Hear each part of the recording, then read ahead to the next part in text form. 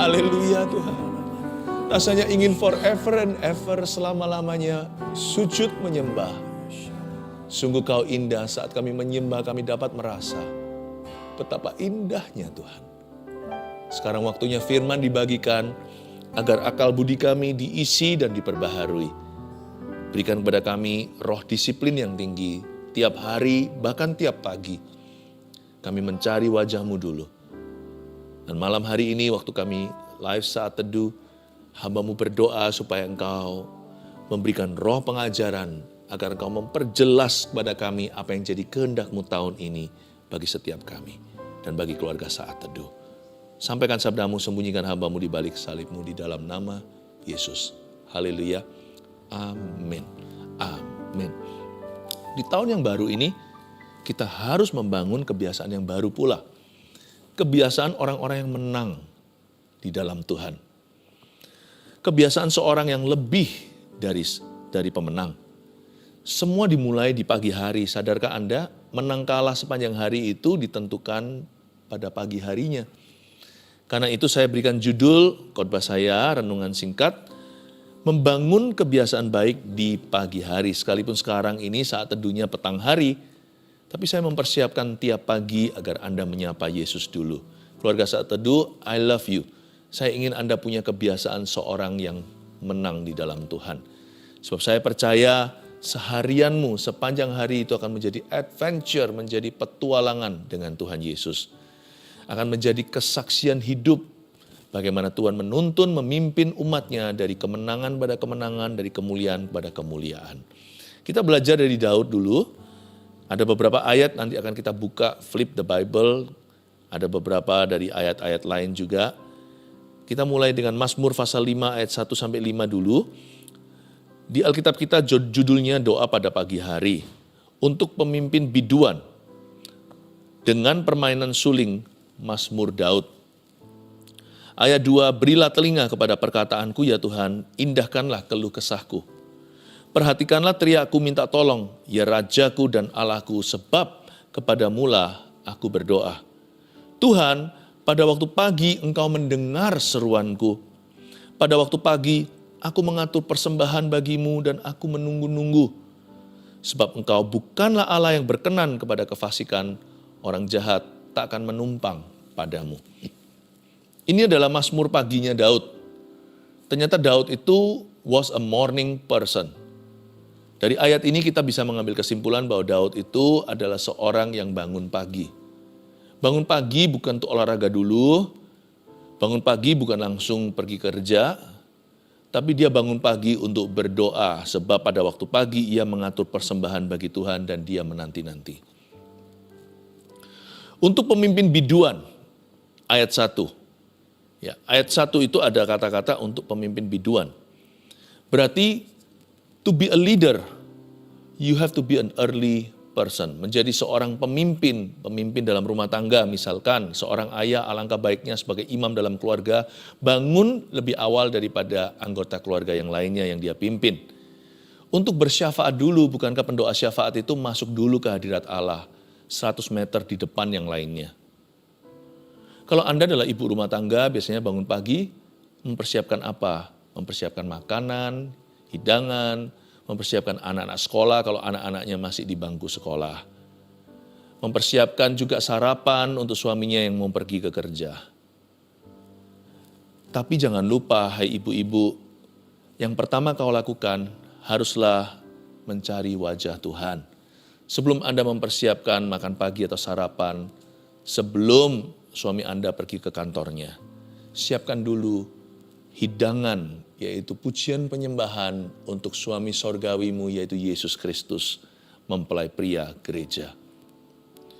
Bagi anak-anak muda juga sama, bangun tidur, jangan langsung terburu-buru, kalau bisa bangun di set alarm clock-nya lebih awal. Sebelum kita harus siap-siap mandi sebagainya, alangkah baiknya kita berlutut dulu di samping ranjang. Itu kebiasaan saya waktu saya bertobat SMA 3. Semasa saya kuliah, saya selalu berlutut di sisi ranjang. Itu menjadi sisi favorit saya sebelum saya gosok gigi, mandi, langsung setelah itu pergi ke sekolah. Daud adalah a morning person. Pagi-pagi dia udah main suling untuk pemimpin biduan, dia seorang leader dengan permainan suling Mazmur Daud. Pagi-pagi dia sudah mainkan serulingnya, alias memuji-puji nama Tuhannya. Saya kadang-kadang juga berpikir begini ya, kenapa Tuhan ciptakan burung-burung itu berkicau di pagi hari? Apapun alasannya, saya tahu mereka memuji Tuhan. Saya punya kebiasaan tiap pagi, bahkan subuh, sebelum matahari terbit, saya harus memuji Tuhan dulu sebelum burung-burung berkicau memuji Dia. Saya sering bangun pukul 3 pagi, meskipun bangun untuk tidur kembali, saya selalu menyapa Tuhan Yesus dulu. Waktu mata saya terjaga, kembali sadar, Tuhanlah wajah terakhir yang saya lihat sebelum saya memejamkan mata saya. Tuhan juga yang pertama saya sapa ketika saya terjaga. Saya selalu berkata, good morning Jesus, selamat pagi Tuhan Yesus. Lalu saya kembali tidur. Lalu nantinya ketika matahari mulai terbit, dengar kicauan burung, saya bangun tidur langsung berdoa dulu, alias saat teduh pribadi. Selama kurang lebih, enggak kurang sih, lebih bisa, selalu 1 jam atau lebih dari itu. Saya selalu berdoa, memuji Tuhan, menyembah, berbahasa roh, doa dalam roh, dan juga menyembah Tuhan dalam kebenaran. Saya buka Alkitab saya, mulai merenungkan firman, ayat demi ayat, pasal demi pasal, dan mencatat.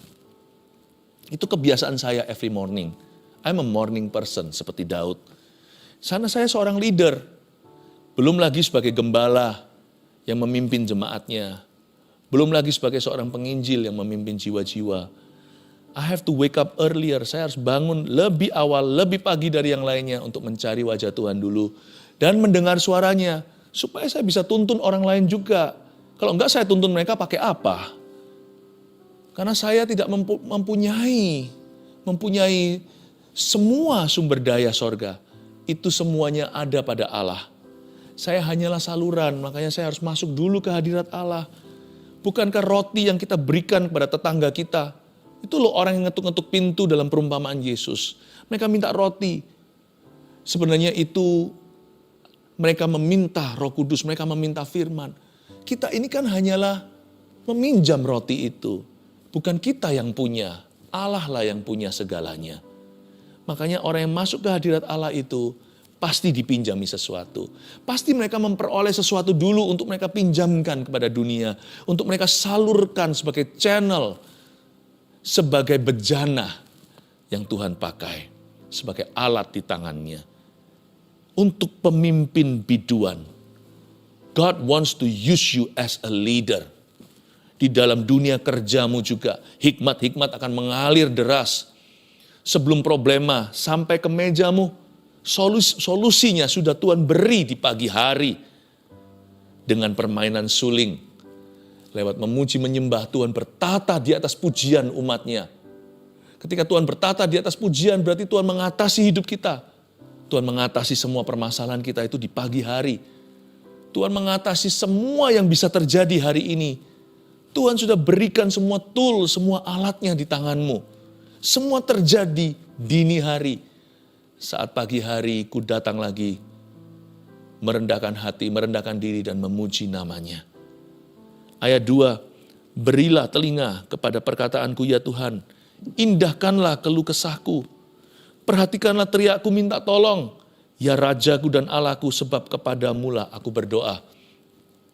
Indahnya memuji Tuhan di pagi hari itu kita bisa lebih fokus pada pribadinya, karena kalau kita siangan, apalagi kalau malam menjadi tumpuan saat teduh kita, kecuali saat teduh bersama ya, ini korporat. Tapi kalau secara pribadi susah konsentrasi, mau tahu mengapa? Karena sudah banyak kejadian sepanjang hari. Dan kejadian itu banyak diantaranya menguras tenaga kita, tidak sedikit berupa tantangan dan rintangan. Jadi hati kita itu sudah tercuil dalam bentuk gelisah. Sudah terambil sebagian fokusnya. Hati kita itu sudah terburu-buru sesuatu, tergesa-gesa jikalau kita itu dihimpit oleh masalah. Udah gak bisa fresh, gak bisa segar. Tapi kalau pagi hari, kita bisa berkata pada Tuhan, perhatikan teriakku minta tolong. Ya Rajaku, ya Allahku, sebab kepadamulah aku berdoa. Bukan lagi doa itu meminta-minta semata-mata atau merengek-rengek ke pintu sorga. Doa kita bukan tertuju kepada permintaan. Doa kita tertuju kepada pribadi.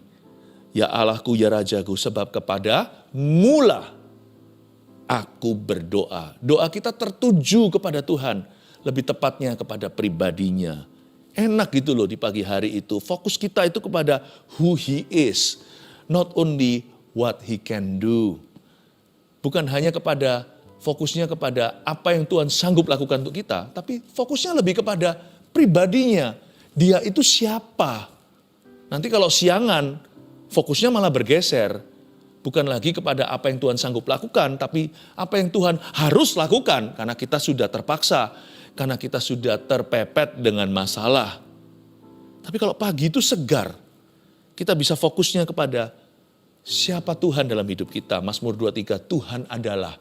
Baru setelah itu dia mengurapilah, membimbinglah, menuntun ke jalan benar, ke rumput hijau air tenang, dan sebagainya, tongkat gada menyertai lembah kekelaman. Tapi pagi itu di dua bagian, dua kata pertama, Tuhan adalah, the Lord is. Wow, fokusnya kepada who He is. Kita bisa konsentrasi penuh kepada siapa Dia. Belum lagi waktu kita mempelajari firman ya, baca Alkitab. Kita dapat banyak sekali, Tuhan itu siapa sih? Siapa Dia di hidup saya? Tuhan itu siapa di hidupku? Tuhan itu siapa di hidup keluargaku? Dia Yehovah Jireh, Allah yang menyediakan. Dia Yehovah Rafa bagi yang sakit. Dia Yehovah Nisi, dialah panji-panjiku. Oh, kita bisa fokus kepada pribadinya. Saya garis bawahi di ayat 3, ya Rajaku dan Allahku. Bukan hanya He is our God atau Dia adalah Allah kita. Dia juga Raja kita dan kita sukarela menundukkan diri di bawah kakinya. Wah, indahnya memuji Tuhan dan bersekutu di pagi hari dengan Roh Kudus. Ayat 4, Tuhan, pada waktu pagi Engkau mendengar seruanku. Pada waktu pagi aku mengatur persembahan bagimu. Dan aku menunggu-nunggu. Saya juga senang sekali kalau umat Tuhan itu datang pagi hari berdoa. Misalnya kita itu ada acara khusus di dalam gereja. Kalau di gereja Mawar Sharon kita setiap tahun ada juga acara yang bernama Breakfast with God, ya kan? Kita datang bersama-sama, kita nggak datang dengan tangan hampa, kita siap mengangkat tangan dan menyembah. Lalu kita juga datang mengatur persembahan kita memberi sungguh-sungguh persembahan yang berupa korban yang menyakitkan untuk ditaburkan ke dalam ladang Tuhan. Lalu kita menunggu-nunggu, kita datang membawa persembahan, tapi lebih bagus lagi, persembahan nomor 1 yang Tuhan tunggu setiap pagi adalah Tuhan menantikan kita mempersembahkan tubuh kita sebagai persembahan yang hidup, sebagai persembahan yang berkenan kepadanya. Itu kita mempersembahkan tubuh kita sebagai bait suci Allah. Itu jauh lebih indah daripada persembahan apapun yang bisa Anda berikan, yang bisa saya persembahkan. Pada waktu pagi kita setor badan. Kalau seperti event tadi kita sama-sama korporat. Tapi kalau setiap pagi di kamar tidur kita atau di ruang doa kita secara pribadi, kita setor badan secara pribadi sama Tuhan. Here I am, masih ngantuk-ngantuk. Kita berkata, Tuhan, aku menunggumu lebih pagi, lebih dulu, lebih sungguh daripada menanti rejeki. Daripada menunggu teman-temanku nanti atau ada acara apa yang ku nanti-nantikan. Atau menunggu mujizat bahkan. Nanti sore aku ada pertemuan, aku berdoa supaya ada solusinya dari persoalan. Supaya ada kebebasan, supaya ada kemenangan jikalau ada orang yang hari itu dinantikan oleh peperangan. Aku menunggumu lebih dari semua itu. Aku menantimu lebih dari orang lapar menunggu roti dan nasi. Menunggumu lebih daripada orang yang di dalam penjara menanti kebebasannya. Tuhan, yang aku fokuskan adalah pribadimu. Bukan what you can do, bukan apa yang kau bisa lakukan untuk aku. Aku fokus konsentrasi penuh kepada siapa dirimu dalam hidupku. Dan kau kuhargai. Indah loh itu. Itu real relationship, itu hubungan sesungguh. Dan dan di sini Daud berkata, aku menunggu-nunggu ayat 5. Sebab engkau bukanlah Allah yang berkenan kepada kefasikan. Orang jahat tak akan menumpang padamu. Bukan hanya kita belajar who He is, siapa Dia. Tapi kita juga belajar who He is not. Kita juga mempelajari Dia itu bukan siapa di hidup kita. Dia bukan sinterklas kita. Jadi jangan terus peras-peras. Dia juga bukanlah Allah yang akan merekomendasi dosa. Jadi kalau kita hidup dalam dosa, jangan harap dia beserta. Dia juga Allah yang adil. Kita nggak bisa memperlakukan orang lain tidak adil lalu kita semena-mena. Tuhan pasti akan meminta balasannya dari kita. Tuhan akan meminta pertanggungjawaban. Sebab engkau bukanlah. Itu yang kita pelajari pagi hari. Lebih jelas, lebih jernih karena hari itu kita belum terkontaminasi sama dunia. Kita masih di ruang tidur kita, baru terjaga. Alam sadar kita baru di reset pagi harinya, kilometernya mulai nol lagi. Meskipun ada masalah dari kemarin hari atau kemarin lusa yang masih tersisa-sisa, tapi kan pada dasarnya manusia bangun di pagi hari itu di reset juga. Kita bisa belajar sesuatu, teguran Tuhan itu jadi jauh lebih masuk. Peringatannya itu jadi jauh lebih jelas. Sebab engkau bukanlah Allah yang berkenan pada kefasikan. Orang jahat tak akan menumbang padamu. Dan kita banyak mempelajari dia siapa, dia bukan siapa. Itu dari firman tentunya, bukan hanya dari perasaan waktu kita menyembah. Menyembah membuat kita merasa dekat, tapi setelah itu harus ada penjelasan. Nah disinilah masuk firman. Coba saya ajak kita sekarang buka Mazmur 119 ayat yang ke-147 sampai 149. Pagi-pagi buta, aku bangun dan berteriak minta tolong. Aku berharap kepada firman-Mu. Ini seperti Mazmur pasal 5 tadi. Aku bangun mendahului waktu jaga malam. Untuk apa? Bukan hanya untuk memuji dan menyembah, tapi untuk merenungkan janji-Mu. Dengarlah suaraku sesuai dengan kasih setia-Mu, ya Tuhan. Hidupkanlah aku sesuai dengan apa? Hukum-Mu. Jadi pagi-pagi buta, pemazmur bangun dan berteriak minta tolong. Dia bangun di ayat 148, mendahului waktu jaga malam. Tujuannya jelas untuk merenungkan firman-Mu, merenungkan janji. Kalau kita baca 148 lagi, pemazmur bangun mendahului waktu jaga malam, dan dia berani tuliskan dalam lagunya seperti ini, berarti dia selalu bangun pada saat yang fix atau fixed time. Waktu doa itu jangan ngalir. Sewaktu doa mengalirlah. Tapi waktu untuk berdoa harus ditetapkan seperti Cinderella. Jam berapa dia harus pulang ke rumah. Jam berapa pula setiap hari waktu yang sama Tuhan melihat Anda sedang berlutut atau sedang memuji menyembah dalam hadirat-Nya. Aku bangun mendahului waktu jaga malam. Fixed time. Demikian pula membaca Alkitab itu harus fixed time kalau bisa.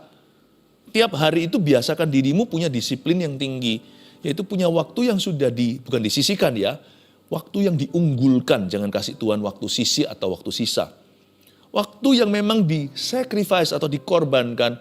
Yang sudah di-lock in, yang sudah dikunci untuk itu. Bukan hanya untuk sembahyang tapi untuk baca firman. Untuk merenungkan firman-Nya itu tentukan waktu. Terima saran saya, pagi itu enak sekali baca Alkitab.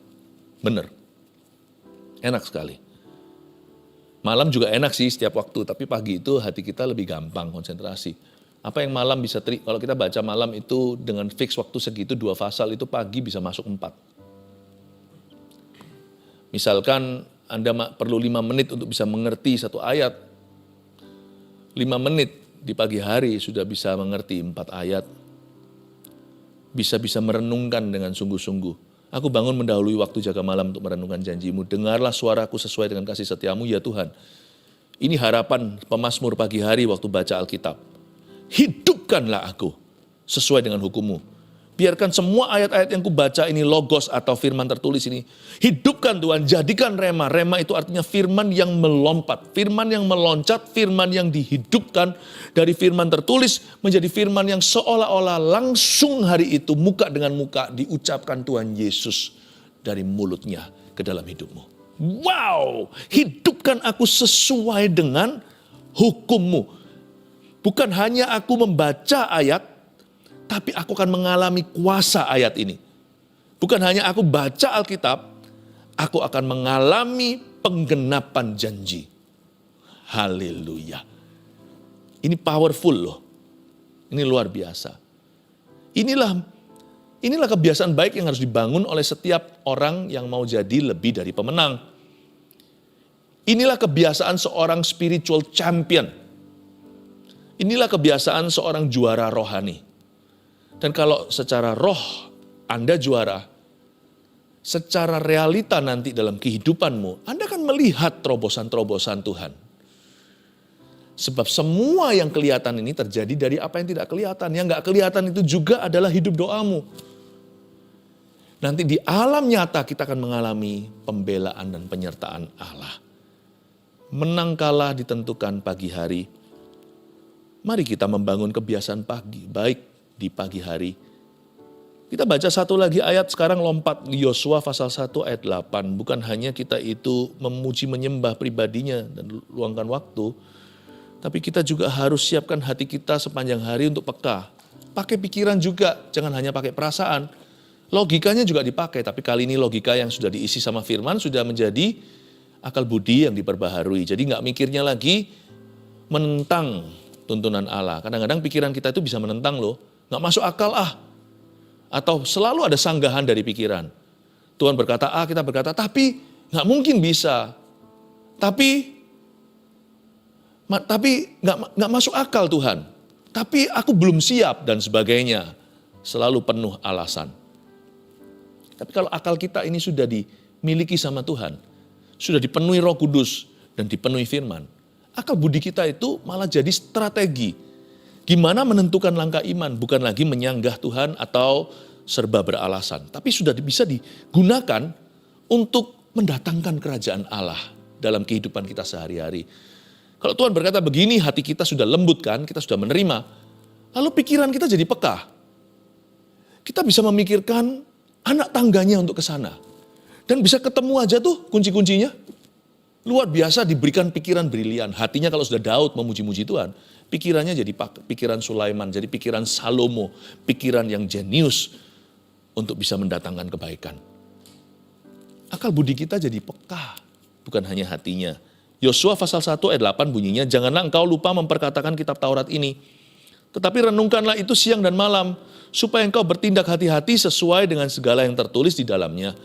Sebab dengan demikian, perjalananmu akan berhasil dan engkau akan beruntung. Saya jelaskan.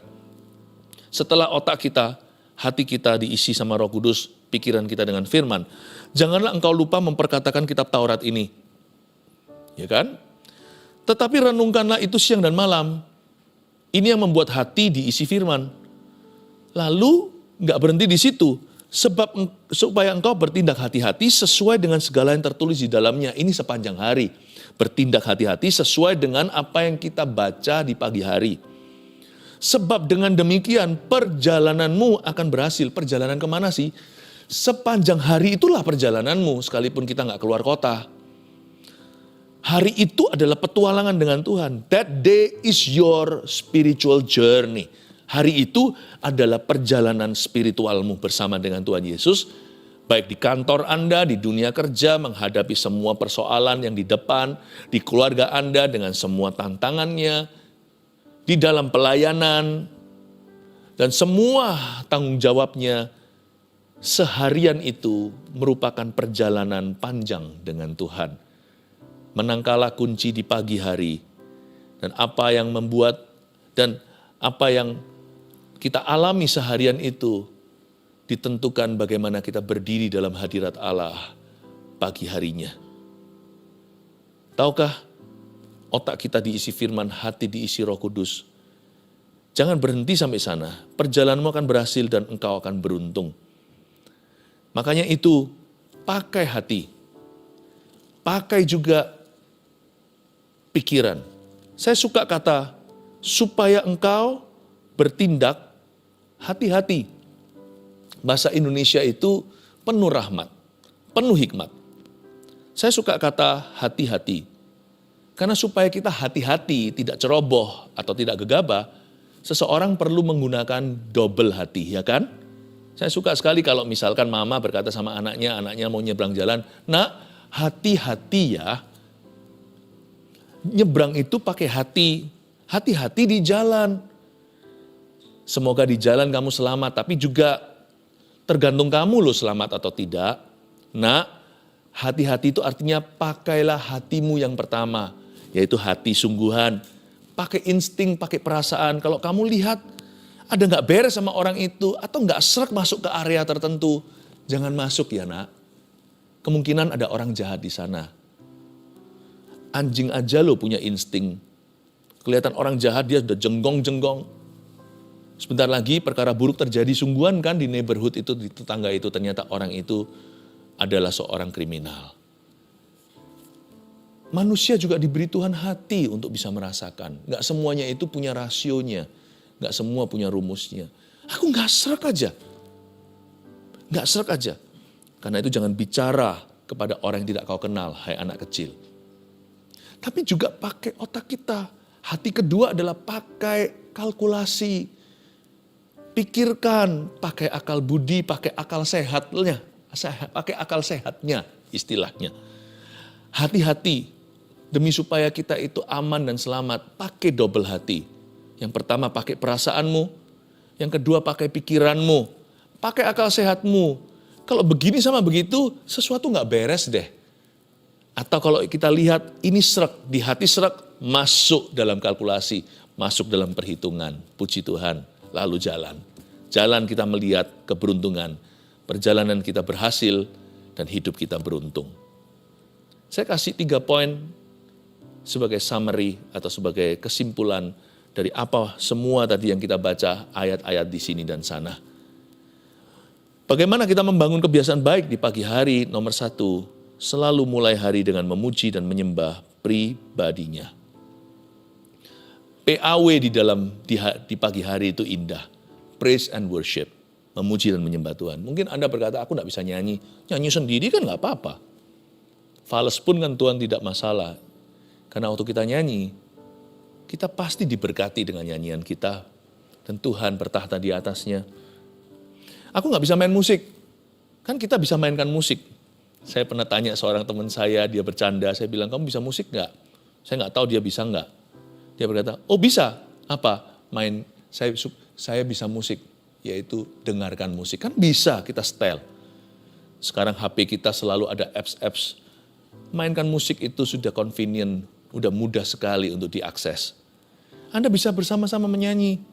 Nyanyi bareng lah sama artisnya yang menyanyi di HP Anda itu.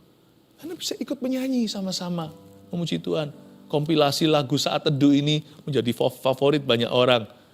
Udah gak perlu aku main gitar sendiri, kan aku gak bisa memang gitar atau piano, tapi aku bisa ikut dengan tim Saat Teduh, menyanyi dan memuji-muji Tuhan. Oh sekarang ini zamannya nyaman, convenient sekali kita punya teknologi, gunakan itu.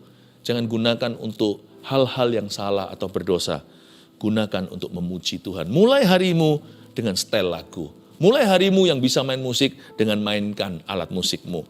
Seperti Daud pagi-pagi udah main seruling. Mulai hari dengan memuji dan menyembah, jangan lupa yang kita puji dan sembah yang utama adalah pribadinya. 2, luangkan waktu tetap, bukan gonta-ganti, kecuali sekali-kali, kalau mungkin traveling atau apa. Luangkan waktu tetap untuk merenungkan firman-Nya. Tiap hari baca Alkitab untuk merenungkan firman yang tertulis di dalamnya. Be disciplined, miliki disiplin yang tinggi. Jam berapa Anda membacanya, dan juga berapa lama. Mungkin kalau bukan dengan waktu, tapi dengan fasal. Misalkan kalau Anda membaca Alkitab itu 1 hari 2 atau 3 fasal, ya sudah fix kan. Jangan sebentar 2 fasal lalu mut-mutan, tergantung nanti perasaan. Kadang 3 fasal misalkan, lalu nanti kadang-kadang Anda hanya baca 10 ayat, kadang-kadang hanya baca 3 ayat, nanti lama-lama nggak baca. Mesti disiplin, mesti predictable. Mesti terprediksikan waktunya, jangka panjangnya, dan juga kuota. Berapa fasal seharinya. Perut kita itu nggak bisa sakit mah kalau kita makan teratur. Demikian pula kerohanian kita. Misalkan kalau ganti zona waktu.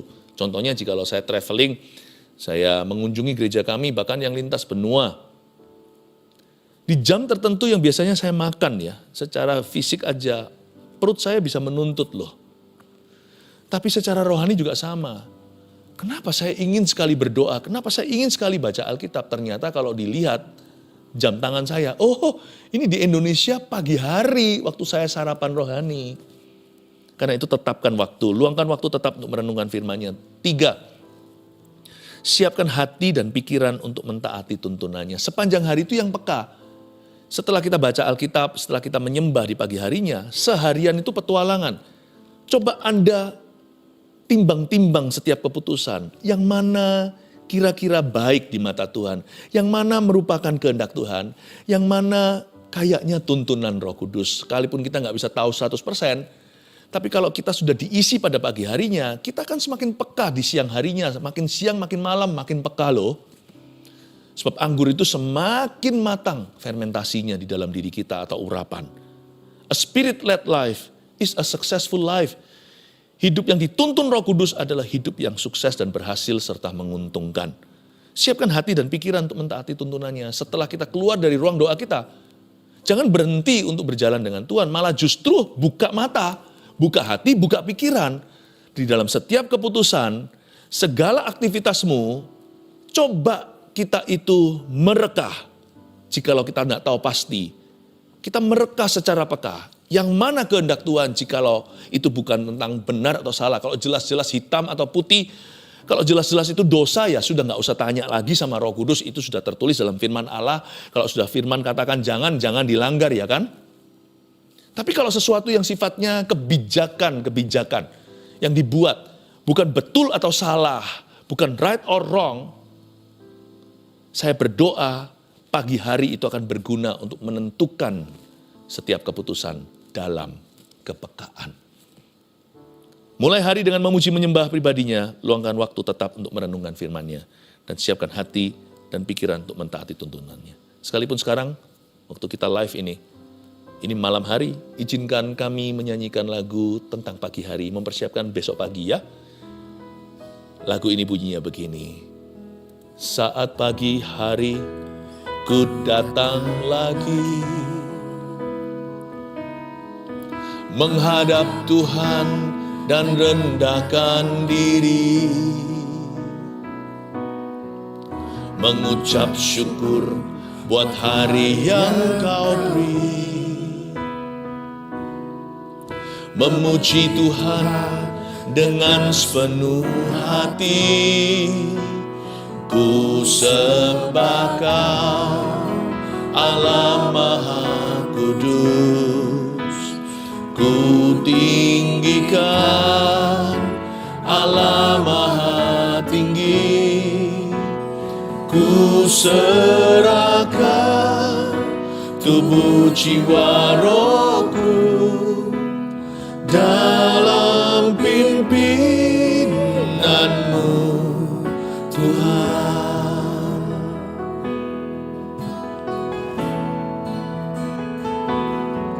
Saat pagi hari ku datang lagi, menghadap Tuhan dan rendahkan diri, mengucap syukur buat hari yang Kau beri, memuji Tuhan dengan sepenuh hati. Ku sembah Kau, Allah Maha Kudus. Ku tinggikan Allah Maha Tinggi. Ku serahkan tubuh jiwa rohku dalam pimpinanmu Tuhan. Ku sembah Kau, Allah Maha Kudus. Ku tinggikan Allah Maha Tinggi.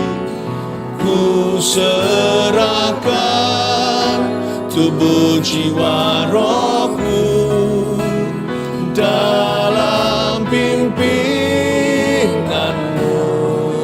Tuhan. Ku sembah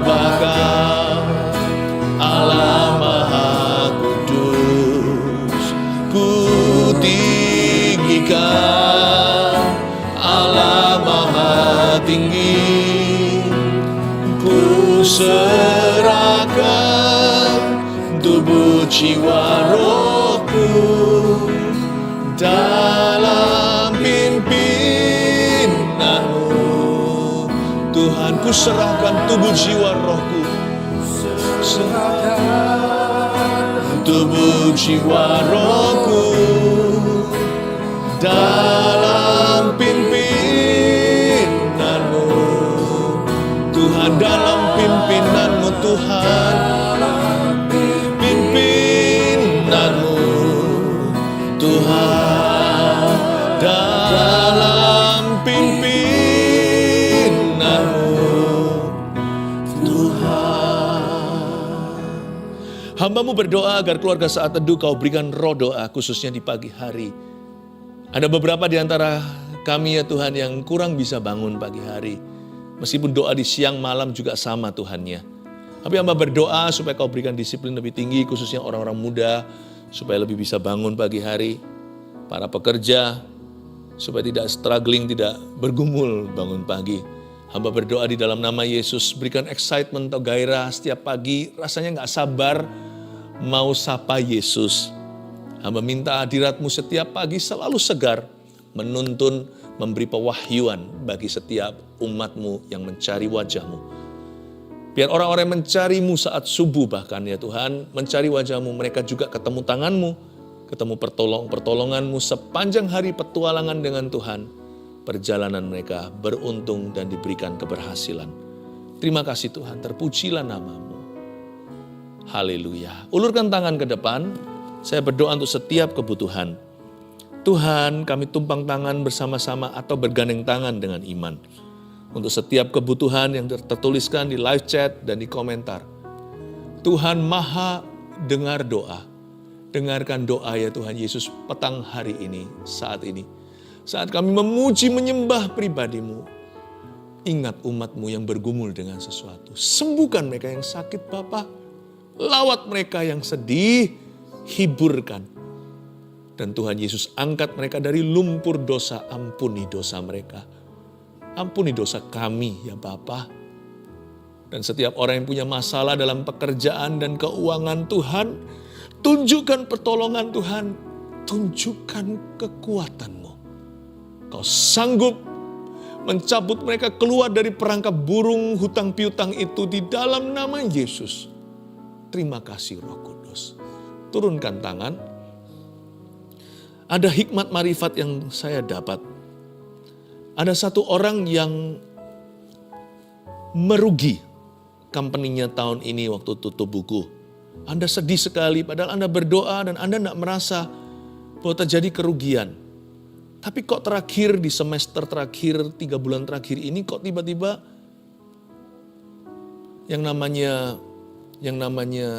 revenue, yang namanya saldo Anda, yang namanya profit perusahaan itu kok jatuh. Coba dicek ya, diuji. Saya nggak tahu saya ngomong sama siapa ini, tapi Roh Kudus mengenalmu. Dicek lagi, Anda buka cek double.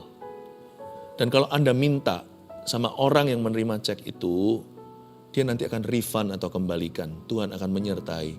Jangan takut, diulang lagi, coba diselidiki. Kembali buka pembukuan Anda dan semua checkingnya. Ada yang double tulis dan sudah dikirim kepada klien atau rekan Anda. Dan itu nanti akan dikembalikan kok. Anda tidak usah khawatir. Jangan marah sama yang sana. Mereka juga nggak menyadarinya. Transferan itulah ceritanya. Itu masuk double di situ. Mereka tidak maksud. Minta aja kembali, itu kan kembali. Lalu nanti Anda akan lihat impas. Bukan hanya impas saja. Anda akan lihat profit 3 bulan terakhir ini ternyata tidak merugi. Praise the Lord. Puji Tuhan. Aku berdoa di dalam nama Yesus orang-orang yang terkena dengan terlilit dengan hutang kredit card. Berhenti itu, potong aja itu kartunya. Cabut dari sana karena itu kebiasaan burukmu. Di sana Anda gambling melulu, keluar tanpa ada disiplin dari dirimu. Saya berdoa di dalam nama Yesus agar Anda bisa menyicilnya dan keluar dari hutang ini segera. Bekerja dengan baik, dengan lumrah. Tuhan beserta. Terima kasih Tuhan, terpujilah nama-Mu. Ada satu orang yang sakit MAH, cukup kronis, cukup akut, udah lama. Dan obat-obatan tidak mempan, sakitnya luar biasa. Anda berkali-kali juga diinfus di rumah sakit, tapi saat ini saya berdoa di dalam nama Yesus agar Anda sembuh dan itu tidak akan pernah lagi ada di tubuhmu. Di dalam nama Yesus, sakit mah itu telah tercabut. Haleluya.